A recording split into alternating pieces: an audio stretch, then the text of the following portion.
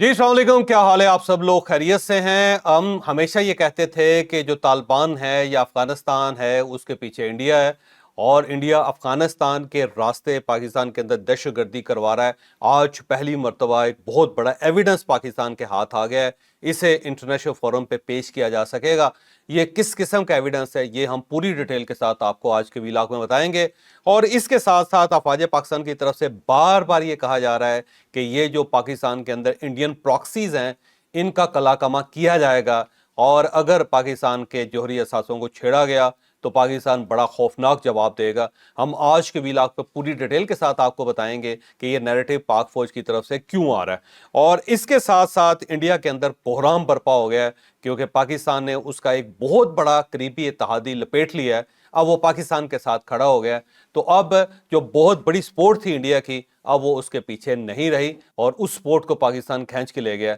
ये बात किस हद तक दुरुस्त है और किस तरह, ये भी हम आपको आज के व्लॉग में पूरी तफसील से बताएंगे। लेकिन व्लॉग की तरफ जाने से पहले मेरी आपसे रिक्वेस्ट है कि चैनल को सब्सक्राइब जरूर कीजिएगा और ये जो बेल आइकन है उसको जरूर प्रेस करें ताकि नोटिफिकेशन आपको मिलता रहे। और ये याद रखें कि हर अच्छी बात सदका जारिया होती है। अगर आपको ये व्लॉग अच्छा लगे तो किसी न किसी के साथ जरूर शेयर कीजिएगा। और हमने आपके लिए व्हाट्सएप कम्युनिटी क्रिएट की है, अगर आप डिस्क्रिप्शन में जाके उस कम्युनिटी का हिस्सा बनेंगे तो आपको ताज़ा खबरें मिलती रहेंगी। अस्सलाम वालेकुम नाजरीन, मैं हूं फरूख अब्बास न्यूट्रल बाय जावेद चौधरी में। नाजरीन, तालिबान बड़ा एम्बिगुअस सा कैरेक्टर हो गए हैं मौजूदा दौर में। समझ नहीं आ रही कि ये किसकी साइड पे हैं। और जितनी दहशतगर्दी पाकिस्तान में हो रही है वो आप भी जानते हैं, हम सब जानते हैं कि वो उसके लिए जो ज़मीन इस्तेमाल हो रही है वो अफगानिस्तान की है, चाहे वो BLA हो चाहे वो TTP हो। लेकिन उसके बाद फिर चीन की एंट्री होती है और वो कोशिश करता है कि पाकिस्तान और अफगानिस्तान के ताल्लुकात ठीक हों और थोड़ा सा राय रास्त पे लाया जाए अफगानिस्तान को। और लगता ऐसे है कि जब वज़ीर ख़ारजा की मुलाकात होती है कि ये राय रास्त पे अब आ जाएंगे। लेकिन उन्हीं के एक जर्नल ने एक ऐसा बयान दे दिया है कि जिसके बाद ऐसा लग नहीं रहा कि वाकई कोई अमन की तरफ तालिबान जा रहे हैं। और बज़ाहिर ऐसा महसूस होता है कि जैसे हमारे साथ फिर गद्दारी होने जा रही है या ऑलरेडी हमारे साथ गद्दारी हो रही है और अभी तक हम आंखें बंद करके बैठे हैं। तो डिटेल से आज ये स्टोरी जानते हैं कि क्या तालिबान सुधरे हैं या नहीं सुधरे, और अगर वाकई सुधर गए हैं तो उनके ये जो जर्नल हैं ये वाकई इस तरह की बात क्यों कर रहे हैं, क्योंकि ये सादे जर्नल नहीं है, ये इंटेलिजेंस के भी उनके चीफ रह चुके हैं। तो जानते हैं डिटेल से स्टोरी। अब एक अफगान जनरल है, साबिक जनरल, लेफ्टिनेंट जनरल है, उसका एक इंटरव्यू आया है और ये इंटरव्यू बिकास नाम का एक चैनल है, सोशल मीडिया चैनल है, और उसके ऊपर एक रिपोर्टर है रहमान बनोरी, बड़ा पुराना जर्नलिस्ट है, उसने ये इंटरव्यू किया है। और जिस जनरल का इंटरव्यू किया गया उसका नाम लेफ्टिनेंट जनरल सैयद समी सादात है और ये रिटायर है। ये पहली बात तो ये ज़हन में रखेंगे, ये रिटायर है। और हामिद करज़ई और अशरफ गनी के दौर में ये अफ़गानिस्तान के अंदर बड़ा मजबूत आदमी था और इसके पास जो पोर्टफोलियोज थे वो मैं आपके साथ शेयर करता जाता हूँ। एक तो ये डायरेक्टर मिलिट्री इंटेलिजेंस था, यानी आप समझें कि जिस तरह MI होती है और बिल्कुल उसका डायरेक्टर था ये। ठीक है। दूसरा, ये स्पेशल ऑपरेशंस फोर्सेस के का कमांडर भी रहा है क्योंकि अमेरिकन के साथ साथ यहाँ पे अफ़गान स्पेशल फोर्सेस भी थी अफ़गानिस्तान के अंदर, और वो जो मुख्तलिफ ऑपरेशंस करते थे उसका ज़ाहिर एक अलग पूरा डिपार्टमेंट था, उस डिपार्टमेंट का ये कमांडर था।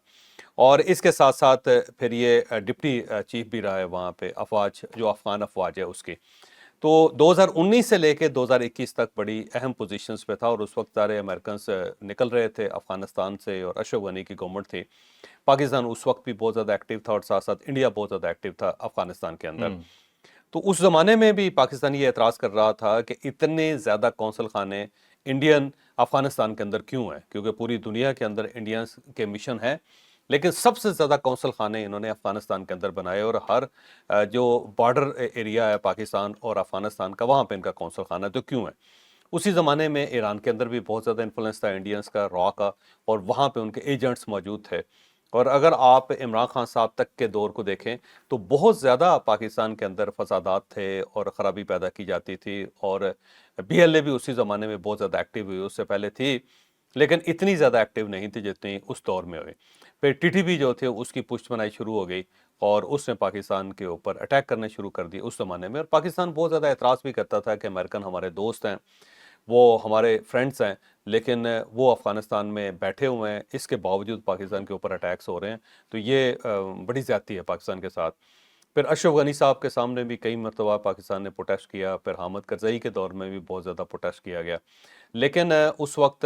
جو افغان گورنمنٹ تھی یا امریکن تھے وہ کہتے تھے نہیں جی ہماری کوئی انوالومنٹ ہے ہی نہیں، بلکہ پاکستان نے بہت سارے ایویڈنس بھی دیے کہ اگر آپ کی انوالومنٹ نہیں تو یہ پاکستان کے جو بھاگے ہوئے لوگ ہیں یہ وہاں پہ کیوں بیٹھے ہوئے ہیں، تو یہ ٹی ٹی پی وہاں پہ کیا کر رہی ہے۔ لیکن بہرحال اس کے بعد امریکن چلے گئے، جب چلے گئے تو پھر پاکستان کا یہ خیال آیا کہ اب ہماری اپنی گورنمنٹ وہاں پہ چلی جائے گی، کیونکہ طالبان پاکستان کے پاس ہی تھے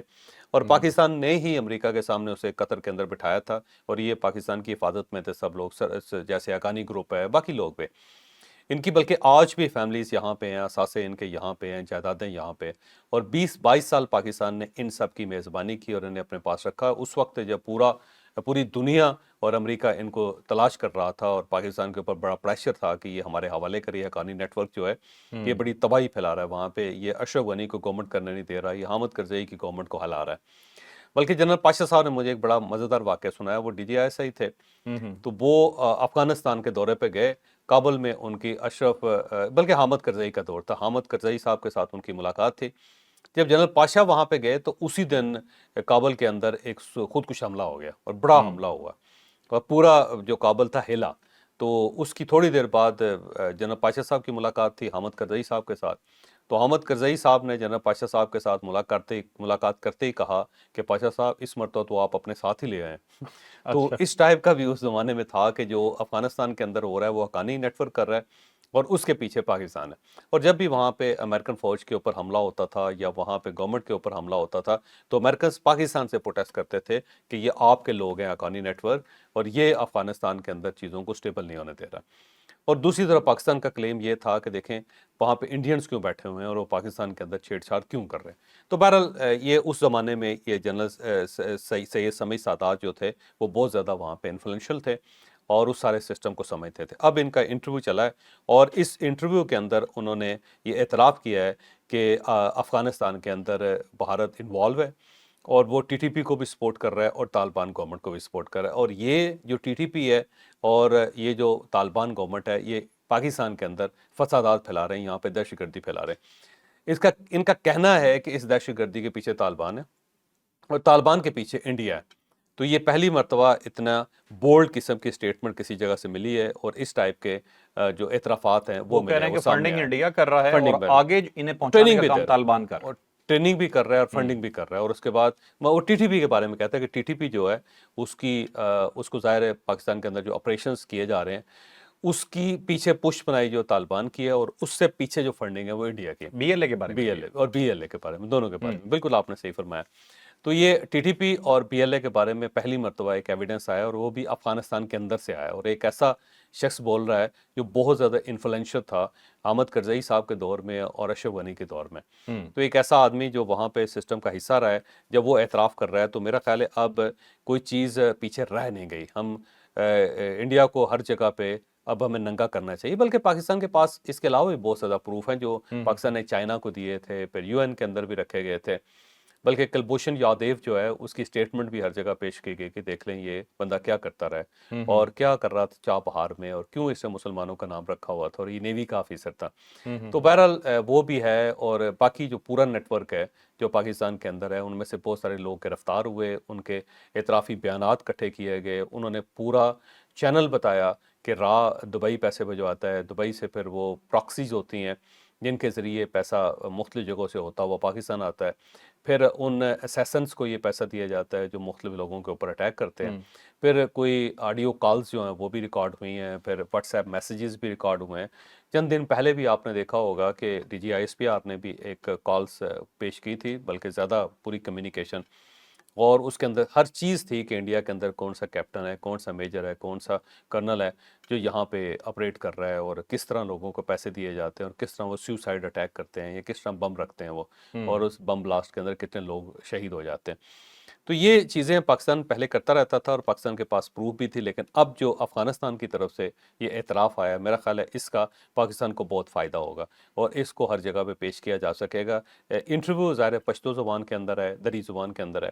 لیکن اس کی ٹرانسکرپشن جو ہے وہ اویلیبل ہے پوری دنیا میں، اور بلکہ کوئی بھی شخص اس انٹرویو کو ٹرانسلیٹ کروا سکتا ہے، جو ٹرانسلیٹرز ہیں جو ایپس ہوتی ہیں اس کے ذریعے۔ تو میسج بڑا کلیئر ہے کہ طالبان جو ہے ان کے پیچھے انڈیا ہے، اور طالبان TTP کو سپورٹ کرتے ہیں اور وہ سپورٹ پاکستان کے اندر فسادات کی باعث بنتی ہے۔ یہ موجودہ حالات میں آپ کو لگا کہ کوئی پالیسی چینج کی ہوگی طالبان نے؟ یہ تو ان کا انٹرویو ہے، یہ ان کا دعویٰ ہے، لیکن کیا واقعی طالبان ابھی تک انڈیا کے ساتھ ہیں آپ اب کے اس خیال کے بارے میں دو رائے ہیں۔ ایک آراء تو یہ ہے کہ جو افغان کریکٹر ہے نا وہ بڑا دلچسپ ہے، وہ اسے جہاں سے فائدہ ہوتا ہے وہ فائدہ لیتا ہے۔ اگر انہیں امریکنز پیسے دیں گے تو امریکنز کے ساتھ رہیں گے، رشینز پیسے دیں گے تو رشینز کے ساتھ رہیں گے، انڈیا اگر انہیں مالی مدد دیتا ہے تو وہ اس کو بھی قبول کریں گے۔ تو ایک سائڈ سے افغان کلچر یہ بھی ہے کہ آپ باہر سے امداد لیں، باہر سے پیسہ جو دیتا ہے اسے وہ حصول کریں۔ دوسرا ان کا ایک اور نیشنلزم بھی ہے کہ جی ہم طالبان ہیں، ہم افغان ہیں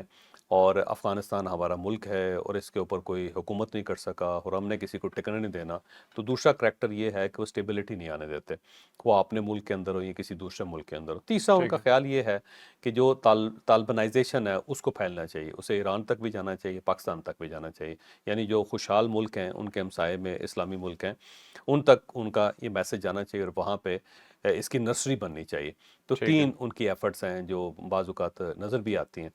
اب یہ جو چائنا کا فیکٹر ہے نا اس میں اس نے کچھ ڈنٹ ڈالا ہے، ان کو سمجھایا بھی ہے کہ اگر آپ اس طرح ایران کے ساتھ لڑیں گے اور پاکستان کے ساتھ لڑیں گے تو الٹیمیٹلی نقصان آپ کا ہے، کیونکہ پہلے دنیا آپ کے خلاف ہے اور جو آپ کے دو قریبی ہمسائے ہیں جو آپ کو مدد دے سکتے ہیں، جو آپ کے لیے روٹس کھول سکتے ہیں، جہاں سے آپ کے لیے تجارتی مال آ سکتا ہے، جہاں پہ آپ تجارتی مال جس کے ذریعے بیرونی دنیا میں بھجوا سکتے ہیں، جس سے آپ اپنی سوسائٹی کو بہتر بنا سکتے ہیں، تو ان کے ساتھ آپ نہ لڑیں، نہ چھیڑ چھاڑ کریں ان کے ٹھیک ساتھ، ہے، کیونکہ اس طرح آپ کا گلا دبا دیا جائے گا اور آپ بالکل پھنس کے رہ جائیں گے۔ ہوں، اور اس کے اندر جو پاکستان نے کئی اسٹریٹجیز استعمال کی ہیں، جیسے واہ خان کی پٹی ہے، واہ خان کے پٹی کے اوپر پاکستان نے چھیڑ چھاڑ کر کے افغانوں کو بتا بھی دیا کہ اگر آپ نے زیادہ گڑبڑ کی تو ہم یہاں سے راستہ کھولیں گے اور چائنا اور تاجکستان کو کنیکٹ کر دیں گے پاکستان کے ساتھ اور آپ کا پورا ایک صوبہ غائب ہو جائے گا۔ ٹھیک ہے، تو اس کو بھی انہوں نے یہ میسج تھا۔ میسج تھا، اندازہ لگوانے کی کوشش کی کہ آپ جاگ جائیں ورنہ پاکستان بہت کچھ کرنے کی پوزیشن میں ہے۔ چائنا نے بھی اب ان کے پیچ کسے ہوئے ہیں، اس جو پیچ کسنے کا جو عمل ہے اس کے بعد طالبان کی طرف سے کچھ زیادہ چھیڑ چھاڑ نہیں کی جا رہی، بلکہ انہوں نے بہت سارے اپنے جو کمانڈرز ہیں TTP کے ان کی مدد کرنی بند کر دی، ان کا اسلحہ بھی انہوں نے جمع کر لیا اور ان کو ڈسپلیس کر رہے ہیں، یہ جو پاکستان اور افغانستان کے بارڈر ہے وہاں سے ان کو پیچھے دھکیل رہے ہیں کہ سینٹر میں چلے جائیں یا پھر بالکل ایران کے بارڈر پہ چلے جائیں یا پھر تاجکستان کے بارڈر یہاں پہ چلے جائیں یا پھر ازبکستان کے بارڈر کی ٹھیک طرف ہے، چلے جائیں تاکہ پاکستان سے دور ہو جائیں۔ اب یہ کیا تو یہ بھی جا رہا ہے، لیکن ساتھ ظاہر انڈیا سے اگر پیسہ مل رہے ہیں تو طالبان کبھی بھی وہ پیسہ لوز نہیں کریں گے، وہ ان کی پوری کوشش ہوگی کہ وہ $1 بلین جو انڈیا دیتا ہے اس کو بھی گریب کرتے رہیں۔ تو ہو ٹھیک ہے، سکتا ہے کبھی کبھی وہ چھیڑ چھاڑ کرتے ہوں، کبھی کبھی پاکستان کے ساتھ مل جاتے ہیں، ان کی اسٹریٹجی بھی ہو سکتی ہے، لیکن افغانستان کے اندر انڈیا کا عمل دخل ہے، TTP اور BLA کو سپورٹ انڈیا سے ہے 100%، اس کے اندر کوئی شک کی گنجائش نہیں۔ ٹھیک ہے، ٹھیک ہے، چلیں ناظرین چلتے ہیں دوسری سٹوری کی طرف۔ بہت ہی امپورٹنٹ سٹوری، انڈیا کی ایک اور ہانڈی پھٹ گئی ہے۔ یہ ورڈ یوز کیا تھا پشتن میں چور صاحب نے، آج میں تھوڑا سا ڈیٹیل میں بھی پوچھوں گا کہ ایکچولی ہوتا کیا ہے، لیکن یاد رکھیے کہ دنیا کے اندر کوئی بھی مستقل دوست نہیں ہوتا۔ ملک کی سطح کی بات کر رہا ہوں، فورن پالیسی میں کوئی مستقل دوست نہیں ہے، کوئی مستقل دشمن نہیں ہے۔ کل جو آپ کے دشمن تھے وہ آج آپ کے دوست ہو سکتے ہیں، اور ڈیپینڈ صرف یہ کرتا ہے کہ آپ دوسرے ملک کی ضرورت کتنی ہے یا آپ کی فورن پالیسی کیسی ہے، آپ دوسرے ملک کے ساتھ چل کیسا رہے ہیں۔ تو کچھ ایسے دوست جو انڈیا کے بہت گہرے دوست تھے اور گہرے مراسم تھے، اور وہ ملک مطلب ماضی میں ایسے رہ چکے ہیں کہ پاکستان کے مراسم شاید بہت زیادہ اچھے نہیں تھے۔ اب ایک ایسے ملک نے جی تہلکہ مچا دیا ہے، انڈیا میں زلزلہ آ گیا ہے، کوہرام مچا ہوا ہے، وہ پاکستان کے ساتھ آ کے کھڑا ہو گیا۔ اور کھڑا بھی کیا ہوا ہے، کہتا ہے جی کہ ہم تو قدرتی الائے ہیں۔ یہ کون سا ملک ہے اور انڈیا کو کتنا بڑا اس سے نقصان ہوا ہے، جانتے ہیں ڈیٹیل سے اس سٹوری میں۔ پہلے ہانڈی کی بات کرنی ہے یا دوست کی بات کرنی پہلے ہانڈی کی بات کریں۔ ہے؟ پنجاب کا جو پرانا کلچر ہے نا اس کے اندر مٹی کی ہانڈیاں ہوتی تھی اور مٹی کے مٹکے، مٹی کے برتن ہوتے تھے، کمہار بناتے تھے، آج بھی ویسے اویلیبل ہیں۔ انڈیا کے اندر تو بہت بڑی مارکیٹ ہے، پاکستان کے اندر بھی بہت ساری جگہوں پہ ہے، لیکن اس کے بعد ظاہر ہے پھر یہ پتیلے آ گئے، کوکرز آ گئے اور وہاں پہ شفٹ ہو گئے، اور شہروں کے اندر تو یہ سارا کلچر ختم ہو گیا، لیکن گاؤں کے اندر آج بھی ہے، بلکہ شہروں کے اندر آج بھی اگر کچی مٹی کہ جو کچی ہانڈی ہوتی ہے اس میں جو پکا ہوا کھانا ہوتا ہے وہ بڑا لذیذ ہوتا ہے، اور ہوٹلوں نے وہ بھی پرووائڈ کرنا شروع کیا ہوا ہے، آپ نے یقیناً دیکھا ہوگا، جس کو جس کو ہانڈی کہتے ہیں، ہے نا، اور وہ پوری ہانڈی لے کے آتے ہیں، ہاں اس جی بندے بالکل، لوگوں اس کے میں سامنے سرو رکھ ہوتا کر سرو ہوتا ہے۔ ہے۔ تو یہ جو مٹی کی ہانڈی ہوتی ہے نا، اس کا ظاہر ہے زیادہ دیر تک یہ جو آگ ہے اس کی تپش کو برداشت نہیں کرتی، ایک لیول ہوتا ہے ان کا، ٹھیک ہے۔ اب وہ استعمال ہو کہ گھس گھس کے ذرا کمزور بھی ہوگی ہوتے ہیں، تو ہوتا اس طرح ہے کہ آپ نے کبھی ٹھوکر لگی اس کو، یا پکاتے رہے آپ، بہت زیادہ اس کو استعمال کرتے رہے یا زیادہ مانجتے رہے تو ہانڈی ذرا کمزور ہو جاتے ہیں۔ اب کمزور ہونے کے بعد بہت سارے ایسے کھانے ہیں کہ جس میں آپ کو 4-4 5-5 گھنٹے اس ہانڈی کو چولہے کے اوپر رکھنا پڑتا ہے۔ کچھ اس ٹائپ کے کھانے بھی ہیں جو لمبا ٹائم لیتے ہیں۔ تو اب بڑا آپ نے گوشت اکٹھا کر لیا، پھر اس کے اندر باقی چیزیں بھی آپ نے ڈال لی، ہانڈی کے اندر آپ نے رکھیں، اور باقی سب لوگ انتظار کر رہے ہیں کہ یہ تیار ہوگی، اس کے بعد نیچے اترے گی اور اس کے بعد ہم اس کو انجوائے کریں گے۔ اس کے علاوہ کھانا بھی کوئی نہیں، اور وہ چولہے کے اوپر پڑی پھٹ گئی۔ پھٹنے کے بعد یہ ہوا کہ وہ سارا سالن جو ہے، جو آپ نے مرغ مسلم بنایا ہوا تھا،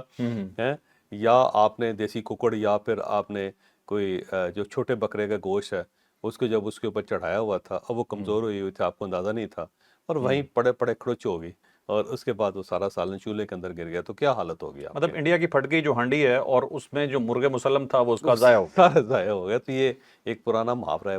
پنجابی زبان کا کہ ہانڈی پھٹ جانا۔ تو بہرحال اب ہم آتے ہیں رشیا، جو انڈیا کا ہے نا، بہت پرانا علائی ہے۔ جب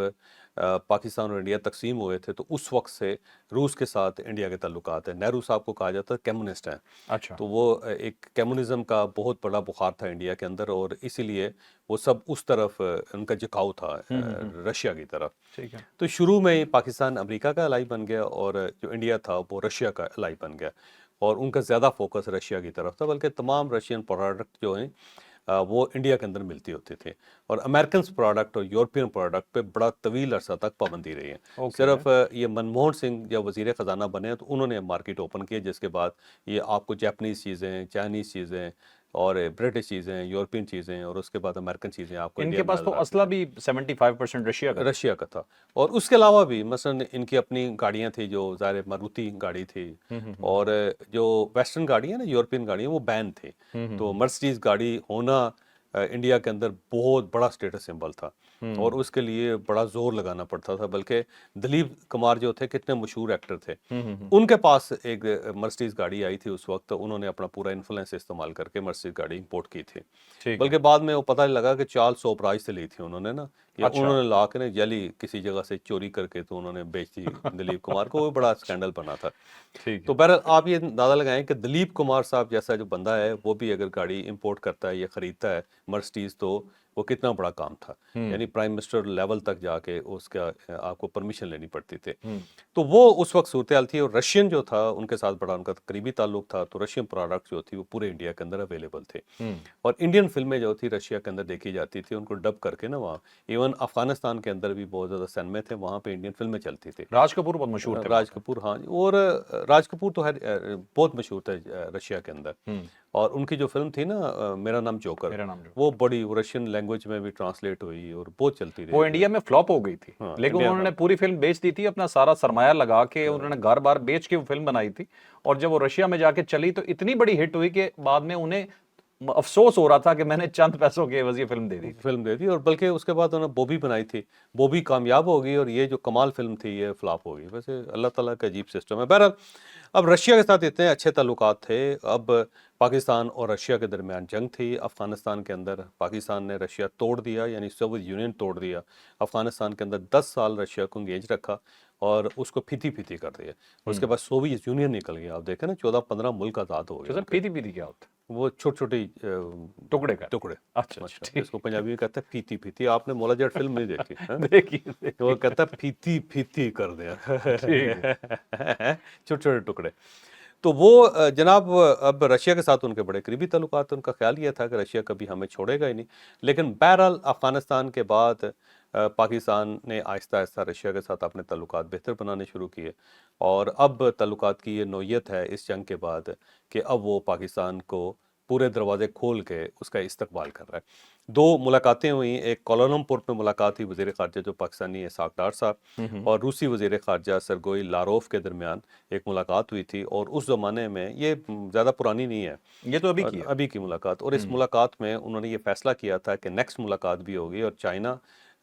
کو بھی ساتھ شامل کریں گے، اور SCO میں۔ رشیا، ہاں جی، رشیا اور اس کے بعد پاکستان، ان کا جو تعلق ہے وہ بہت بہتر ہو جائے گا ایس یو کے اندر جو، ہاں جی ہاں اور پراپر ایک الگ ملاقات ہوئی، اور اس ملاقات کے اندر بہت زیادہ وعدے وعید کیے گئے۔ جی۔ اس کے بعد طارق فاطمی صاحب کے سربراہی میں ایک وفد گیا پاکستان کا رشیا میں۔ اب طارق فاطمی صاحب اس لیے لے کے گئے ہیں، طارق فاطمی صاحب رشین زبان بڑی زبردست بولتے ہیں، اچھا۔ اور یہ رشیا میں امبیسڈر رہے ہیں۔ ان کا جو کیریئر تھا ایز اے ڈپلومیٹ وہ رشیا سے سٹارٹ ہوا، بلکہ جب 1971 میں پاکستان تقسیم ہوا تھا تو یہ بنگالی ہیں، تو آپ کو پتہ ہوگا طارق فاطمی صاحب بنگالی ہیں۔ جی جی۔ تو جب پاکستان بریک ہوا تو اس وقت طارق فاطمی صاحب رشیا کے اندر تھے، اور ان کے والدین جو تھے وہ ڈھاکہ میں تھے، اور یہ بڑے پریشان تھے کہ ان کو کس طرح یہ پاکستان لے کے آئیں، تو انہوں نے بڑا کوشش کر کے اپنا ڈپلومیٹک چینلز استعمال کر کے ان کو کلکتہ شفٹ کیا، اور وہاں سے پھر ان کو پاکستان لے کے آئے تھے۔ ٹھیک تو ہے۔ طارق فاطمی صاحب جو تھے اس وقت رشیا میں، تو یہ رشین زبان بڑی اچھی بولتے ہیں، اس لیے جب بھی رشیا کے اندر کوئی وفد بھیجا جاتا ہے تو طارق فاطمی صاحب کو بھیجا جاتا ہے۔ بڑی فلوئنٹ رشین زبان بولتے ہیں، اور رشین کے لہجے میں بولتے ہیں۔ تو اب یہ وہاں پہ گئے، اور ان کی وہاں پہ نائب وزیر اعظم اوور چک، ان کا نام بڑا مزیدار ہے ان کا، تو نائب وزیر اعظم جو اوور چک کے ساتھ ان کی ملاقات ہوئی ہے، اور وہاں پہ اوور چک نے ان کو یہ بتایا ہے کہ پیوٹن پاکستان کو اپنا اہم شراکت کار سمجھتا ہے، اور وہ یہ سمجھتا ہے کہ یہ ہم قدرتی اتحادی ہیں، یعنی پاکستان اور رشیا قدرتی اتحادی ہیں، اور ہمیں آگے بڑھنا چاہیے۔ تو یہ ایک بڑی خبر ہے جو ظاہر ہے اس وقت رشیا کے اندر گردش کر رہی ہے، اور وہاں سے انڈیا کے اندر آئی، تو انڈین میڈیا نے اس کو اٹھا لیا ہے، اور انہوں نے ہاتھ اپنے سر پہ رکھ لیے ہیں، اور انہوں نے کہنا شروع کر دیا کہ یہ کیا ہوا ہے، اور پاکستان کس طرح ہماری سفارتکاری کی جیب بھی کاٹ رہا ہے، اور یہ کتنا قریب آ گیا رشیا کے معاملے میں بھی، اور ایسا لگتا ہے کہ ہماری جو پشت ہے اس کو بالکل خالی کر دیا گیا، اب ہم کسی سائڈ سے سپورٹ نہیں ہمیں مل رہی۔ اب امریکن ان کے اتحادی بنے، جب وہاں پہ باقاعدہ صنعت کاری ہوئی انڈیا کے اندر، تو اس کے بعد ظاہر اتنی زیادہ ایکسپورٹ ہے، دونوں کے درمیان تعلقات بڑے اچھے تھے۔ پاکستان نے امریکنز کو اپنی سائڈ پہ کر لیا، ڈونلڈ ٹرمپ کو تو اپنے ساتھ ملا لیا، اور رشیا جو ان کا قدرتی اتحادی تھا، پرانا اتحادی تھا، اس نے اب پاکستان کو اپنا قدرتی اتحادی کہنا شروع کر دیا۔ تو یہ پاکستان کی بہت بڑی سفارتکاری ہے، اور انڈیا اس کے اوپر بہت زیادہ پریشان ہے، اور اس کو پریشان ہونا بھی چاہیے۔ اس کا مطلب یہ ہوا کہ نریندر مودی کا پورا پروجیکٹ جو تھا وہ فلاپ ہو گیا، اور اس نے اپنے دوست بھی کھو دیے، وہ سارے کے سارے دوست ان کے ہاتھ سے نکل رہے تو چوائس صاحب اس کا مطلب ہے کہ انڈیا کی جو ہانڈی ہے وہ پھیتی پھیتی ہو گئی۔ پیتی پیتی۔ چلیں اب چلتے ہیں جی اگلی سٹوری پہ۔ چوائس صاحب ایک خبر یاد آ گئی میں آپ کو بتانا کہ انڈیا نے ایک اور چیز شروع کی ہے بڑا سیریسلی، اس چیز کے اوپر وہ بڑے عرصے سے کام کر رہے تھے، اور پرابلم ان کا اسی چیز پہ آ رہا تھا، فورن پالیسی کے اندر اور کچھ اور چیزوں کے اندر، کہ وہ اپنے آپ کو مضبوط بنا سکیں، اپنی ہانڈی کو مضبوط بنا سکیں، ٹھیک ہے۔ اور اس کے لیے انہوں نے سوچا، یہ ایک فارمولا نکالا کہ جو جو ہانڈی ہے نا، لفظ آپ کے پاس آ جاتا ہے نا اس کو ذلیل کر کے رہتے ہیں۔ ہانڈی کو انہوں نے سوچا کہ ہم نے چلو گاؤ ٹھیک، موتر میں ڈبو کے رکھنا، یہ آتا یہ ہے۔ مضبوط بنے گی اور دوبارہ نہیں پھٹے گی۔ دیکھا، نکال لیا نا کہیں سے یار۔ میں نے ڈالنا تو ہوتا کہیں نہ کہیں، میں نے کہا چلے ہانڈی حد ہے کے یار ذریعے لاتے ہیں، ویسے۔ ٹھیک ہے۔